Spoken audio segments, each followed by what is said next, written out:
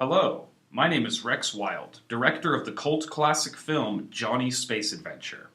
This is the director's commentary for the film, and it will be more or less of a lore explanation of what exactly is going on in the film for those who are curious. If you wish to piece together the story on your own, I suggest not watching the video. I will also be including a few little side comments from myself, just personal experiences about the creation and the process behind the movie. So I'm going to start out with what a lot of you have sent me in questions about. What is the opening monologue? It is sped up way too fast to actually hear what is going on. So I'm going to start with the unsped up voice track of that clip. Johnny's Space Adventure, Episode 8. 15 million years ago, after the War of the Ancients, a mysterious group known as the Path of Light began to converge. Their gathering was a sign of the end of times. However, the king interrupted the ritual, and their secret society was disbanded. The Omniverse lived on in peace for millions of years, until the space-time continuum was disrupted. An unknown force began filling the realms, and the Path of Light became once again to fruition. An unsuspecting man known as Johnny was soon to become the leader of the Omniverse, but he did not know this, nor was he prepared for his journey. So to counteract this, the Path of Light began a new ritual, this time with the goal of altering the flow of time so that Johnny's future self could interact with his past self. However, the ritual was once again interrupted by the king's lineage, and the ritual, half completed, began to wreak havoc across time. Time loops became commonplace, and our hero Johnny has become trapped in one. Meanwhile, a man named Belial was researching the War of the Ancients and became fascinated by the text he found. He discovered a way to reenact the ancient ritual conducted 15 million years ago. Belial dedicated his life to becoming the spitting image of the king in order to create the equilibrium needed. Our story begins here, after future Johnny has experienced his entire life. He goes back to his past self to begin the cycle once again. Fate has locked these two in an eternal struggle. They have never been able to defeat each other, and their battles have always resulted in a tie, causing the cycle to repeat itself. This time, Belial has a plan to interrupt the cycle and save the Omniverse. A little fun fact about that voice line, it was actually all recorded in one take, and the script was written in 15 minutes. Crazy, I know, but I mean, you just can't contain all this genius. If you look closely, you can see in all of the establishing shots that they are actually static photos, not videos. This was due to save on budget and to allow for the visual effects artists to spend more time on the fight scenes and the interesting stuff, rather than just the simple establishing shots.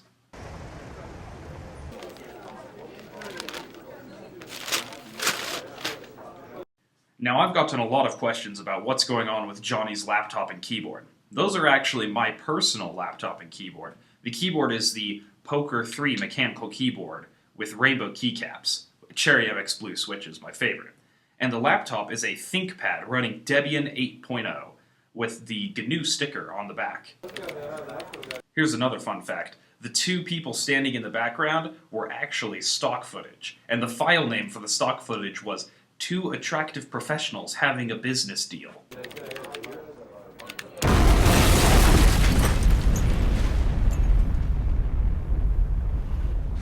I am you from the future. There's a crisis and I need your help to fix it.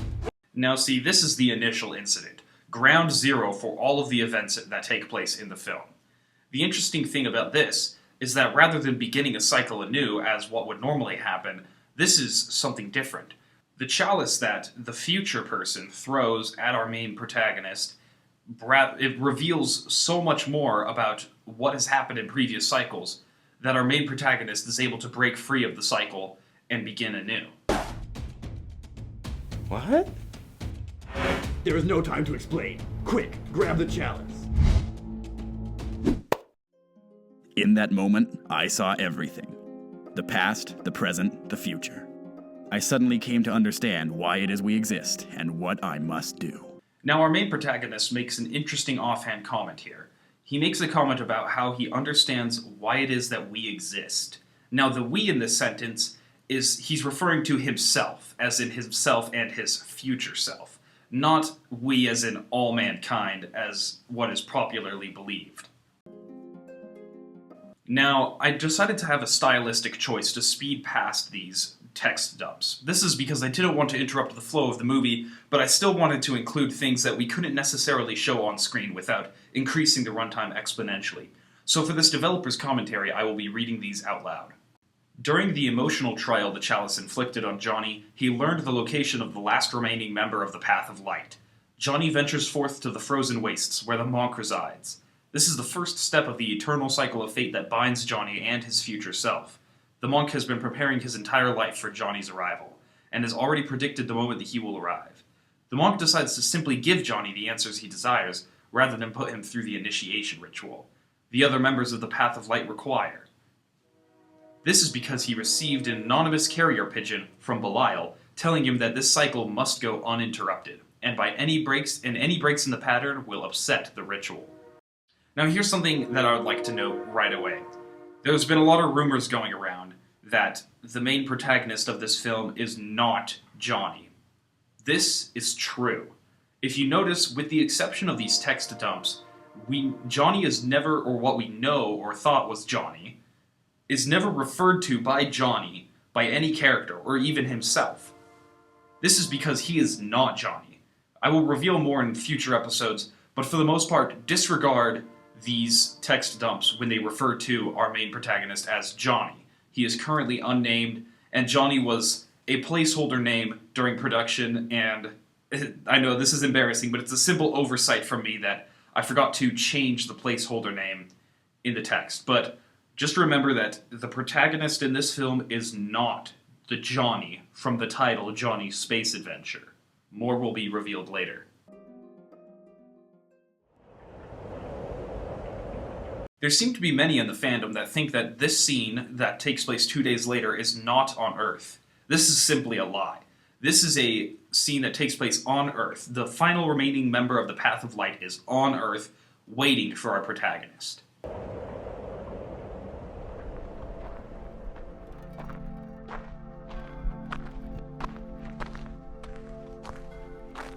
Now, the person who plays the Path of Light monk is actually my IT teacher from high school. He teaches Network Plus, Security Fundamentals, Linux, and I thought he would be a great choice for this film, and I'm very glad that he performed so wonderfully.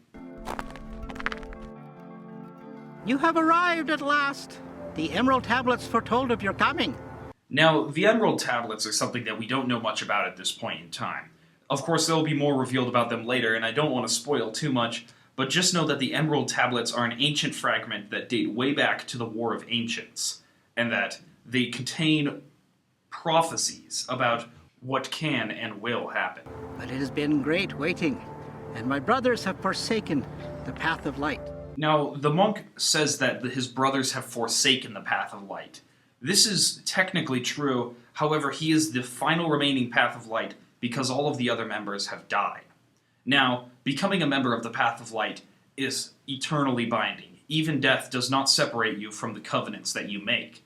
However, his brothers in death have forsaken their covenants, and he is the last remaining member, both alive and still bound by the covenants. Where is the Relic of Ages? Now, the Relic of Ages can refer to many things, but in this scene, our protagonist is referring to the Sword of Amarine, which, as we see later, the monk gives to him. The Relic of Ages can be multiple different artifacts scattered throughout time, and they seem to be fragments of what the ancients once were. You shall find it in the Vault of the Chosen. Now, this is one of my favorite tidbits of lore. The Vault of the Chosen. This was a vault that was laid out by the king to protect the artifacts that the ancients left behind. In this case, the Sword of Amarine. However, through some method that might be revealed later, the Path of Light got their hands on some of the artifacts. Seek the king. Now, here's where things get interesting. The monk says to seek the king, but the king's been dead for millions of years. So there's an issue here. How could one seek the king if he's dead? Well, it's simple. Seeking the king is not a literal thing. You don't literally seek the king out and try to talk to him. Rather, seeking the king is looking to become in the king's image and inherit his bloodline. Once you inherit the king's bloodline, you will gain the powers and the spirit of the king, giving you possibly omnipotence. He shall reveal all. May the Oath of Sacred Stones guide you. Now this is fascinating. The Oath of Sacred Stones is a sacred and secret oath that is kept only by the Path of Light. The only way our protagonist could have known about it would be if in some previous cycle he had become a member of the Path of Light. Now, that has some interesting implications that may be explored later, but for now, just assume that he got this knowledge from the chalice, and it was from some previous life. Wait! Before you depart, I must present you with a gift. Please accept the Sword of Amreen. So the Sword of Amreen grants our main protagonist many powers. It gives him the ability to teleport through space and time, as well as be able to conjure up energy in the form of explosions and lasers, as we see in the final fight.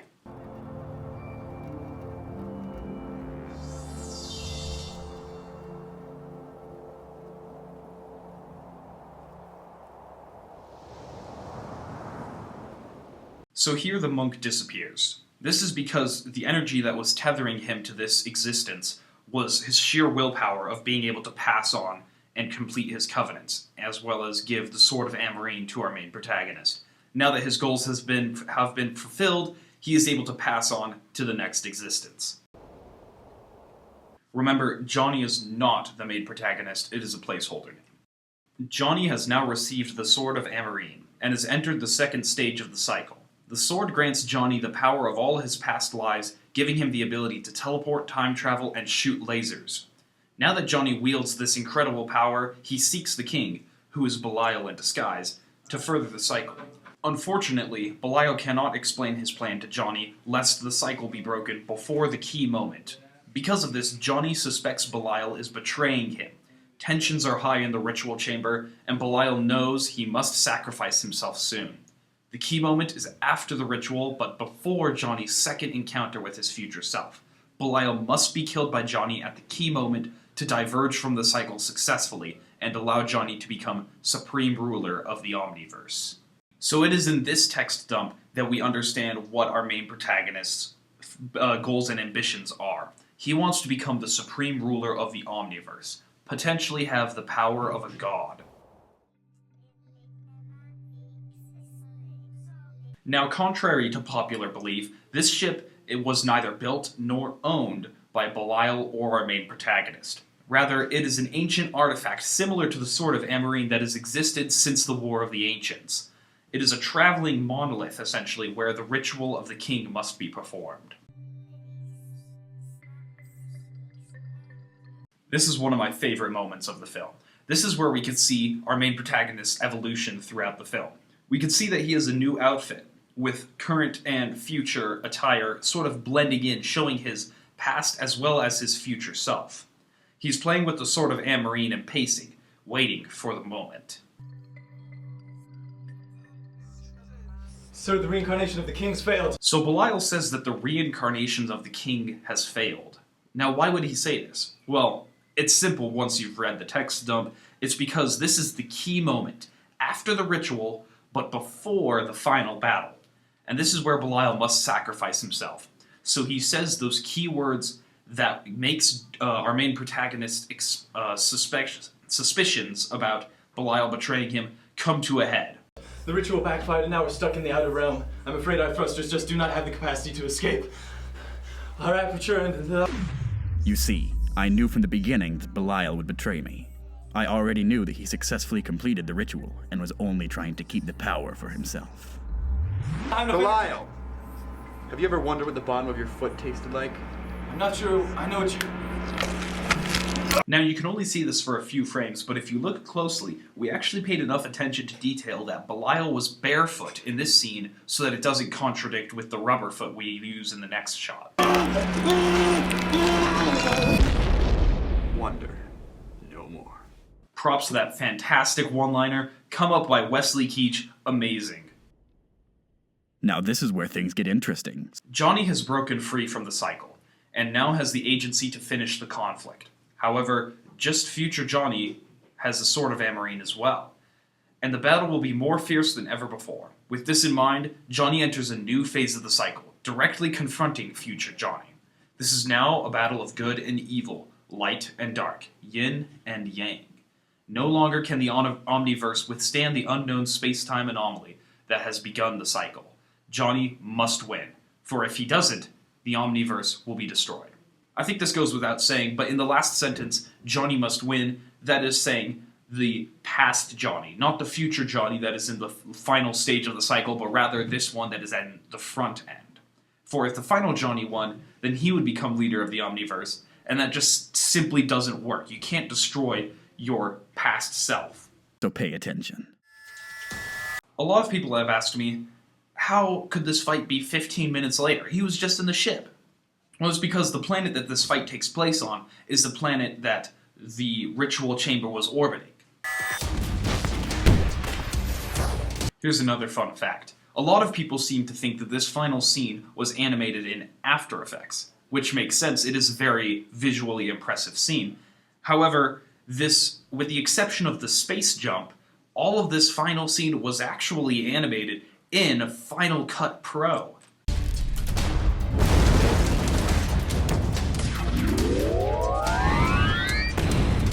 Now, a lot of people have asked me, how in the world did I get Jean-Claude Van Damme to jump in the background? Well, that's a trade secret, honestly, but I will say this, Jean-Claude Van Damme will be appearing in future Johnny Space Adventure installments, and he will be the main focus of one of the films.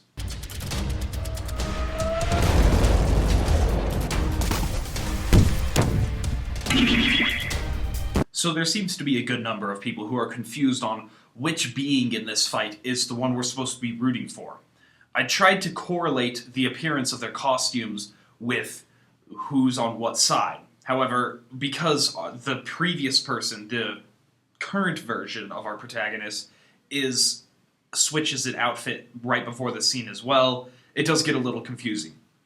For the record, if anyone is still confused, the future person, the bad one, is the one that we're looking at right now, with a trench coat and headphones. I did this because that's what the outfit that he wears in the original scene that we see him. I tried to keep that correlated so that we know who's who, but it does get confusing when we're talking about the same character played by the same actor. So a lot of people wonder, why did our protagonist change clothes before this fight? There might be more about this revealed later, but these clothes are actually also sacred ancient artifacts that act as a kind of virtual omni-physical armor that pierces through dimensions and allows him to stay safe from almost any kind of attack. Of course, other artifacts such as the Sword of Amarine, which they both have, can still pierce this armor, but it's a lot like wearing a Kevlar vest when you're going up against a machine gun. It'll help, but it's not going to save your life, but it's better than nothing. Fighting myself. I know, seems ridiculous, but it all led up to this point. I had no choice but to destroy myself for the betterment of the Omniverse. Now what's interesting there is that our main character says that he wants to save the Omniverse. As we all know, this is a delusion. He in fact wants to become a tyrannical ruler and perhaps even ruin or maybe even destroy the Omniverse if he goes too far. So it's interesting when you have a dynamic of a character that believes he's doing, with all his heart, he believes that he's doing the right thing, but in reality he is evil, but does not see it.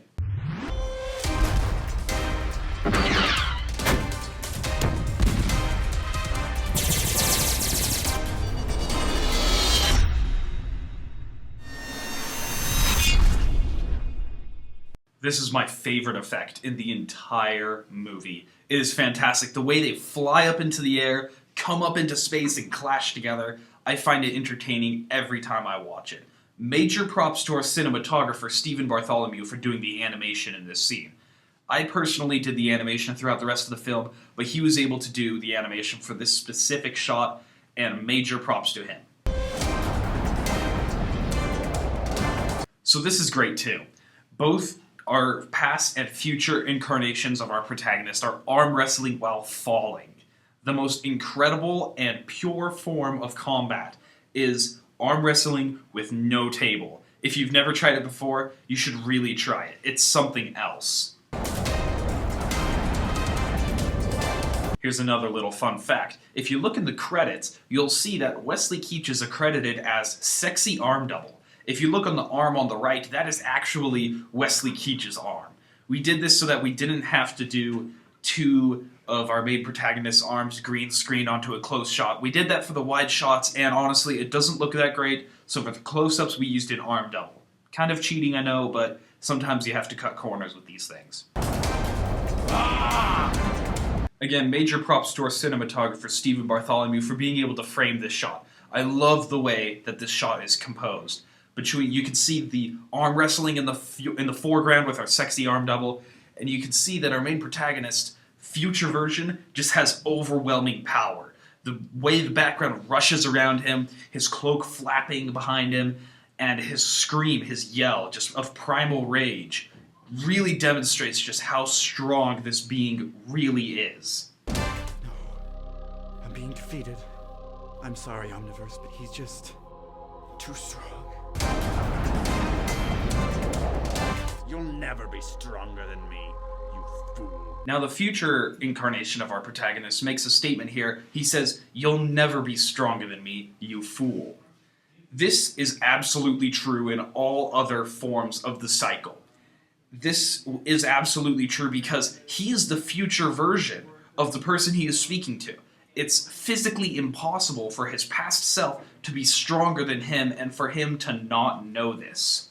However, he doesn't take into account that they have already diverged from the cycle, but he just doesn't know it yet.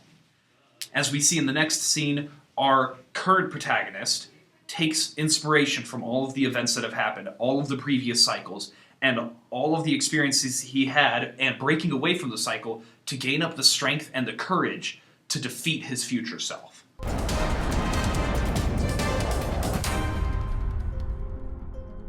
I am you from the future. Wonder no more. Where is the Relic of Ages? Seek the king. There is no time to explain. You'll never be stronger than me. I can defeat you, and I will, for the Omniverse.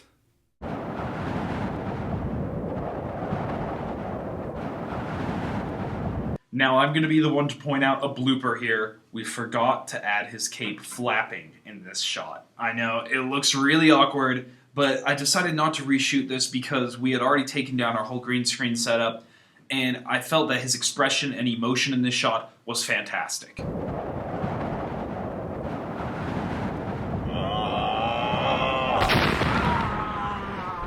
Now, if you look here, the background in this shot is very, very similar to the background in the last shot. It even has the same rocks that they're standing on. This is because the impact that they made was actually so strong that it destroyed all of the trees and all of the life in the area around them. And now it seems to be slightly different. Now, the most interesting detail is if you look in the background, there appears to be some form of dilapidated castle. This is because while they were falling and jumping through space, they were also traveling through time. Perhaps even thousands of years in the future. So on the planet below them, there was life, and there were cities and wars, and all sorts of things that shaped the landscape, but when they fell down, it all ended. Kind of poetic.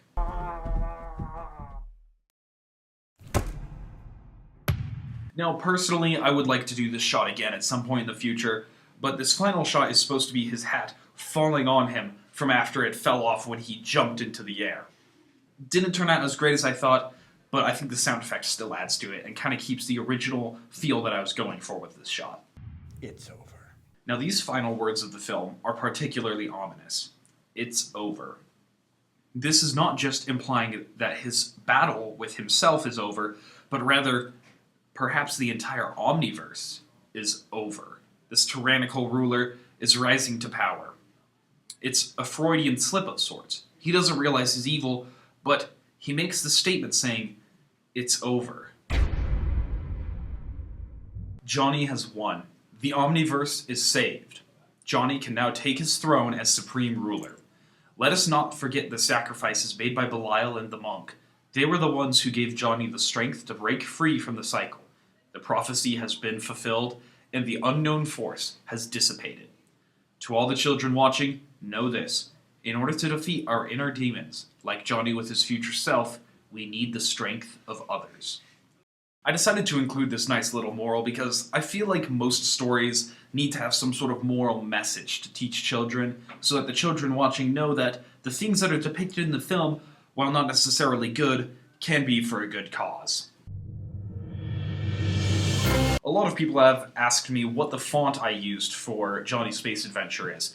The font is called Metal Lord. You can find it for free online. Fantastic font. Highly recommend. Now, Josh Gooch was the one who played our protagonist. He did a fantastic job under lots of pressure, hot lights for multiple days of filming, played multiple characters. I think he did a fantastic job at displaying a wide range of emotions and just different ways of enunciating his voice. He did a very good job. Brandon Arnold is the teacher for the film class that this was filmed in. He was the one who provided the equipment as well as the time and the energy in order to make this possible.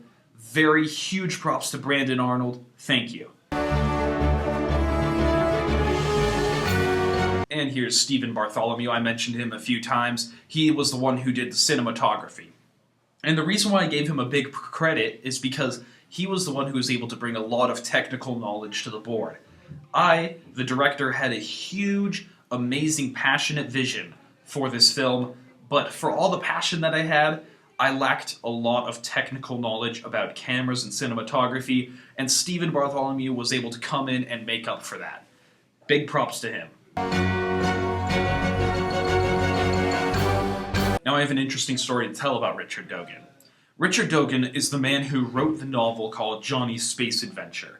It is an epic 6,000-page long story. And as you may have noticed from the beginning of the credits, that this film was simply episode 8, and this is going to be out of a 10-part series. Now, the reason why you may have not have heard of Johnny's Space Adventure before this is because Richard Dogan actually has already made the novel but has not released it. The reason why is because he feels the novel in its current state is incomplete and needs a companion piece in order to truly understand it. Sometimes you need two different forms of media telling the same story in order to cross-reference and make the most sense out of what is going on here.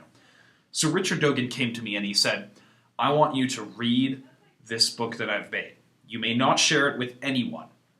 And I will release the book to the world after you have completed a 10-part movie series. I accepted his offer. That is why this movie is being made.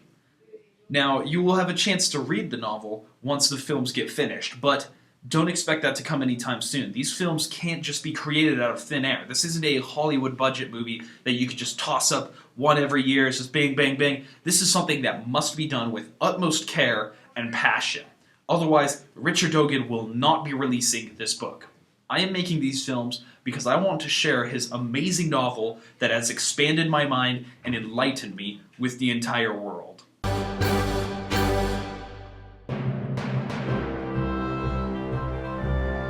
Now, as you can see, we have Richard Dogan, who played the Path of Light monk. Stephen Bartholomew was the one who played Belial. Now, we had a girl named Tatum, who played our green screen assistant. She was wearing a morph suit in some of the scenes. We had Dan Money was our director of morale, loaded. We had Spencer as our assistant photographer. He was a great boy. Wesley Keach was the sexy arm double, and Sophie is our slate. So up next we had Hope as our costume designer. She did a fantastic job designing all of our different costumes, creating new different ways for Johnny to wear unique and interesting costumes. Fantastic job.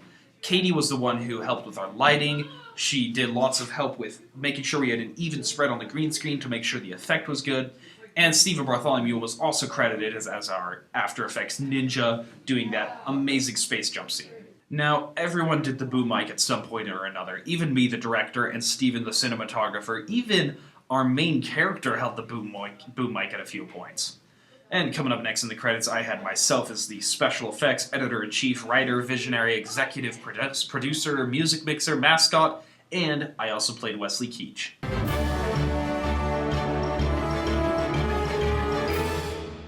Thank you for joining me on this director's commentary. I hope that this has been enlightening and has cleared up a lot of confusion about the film.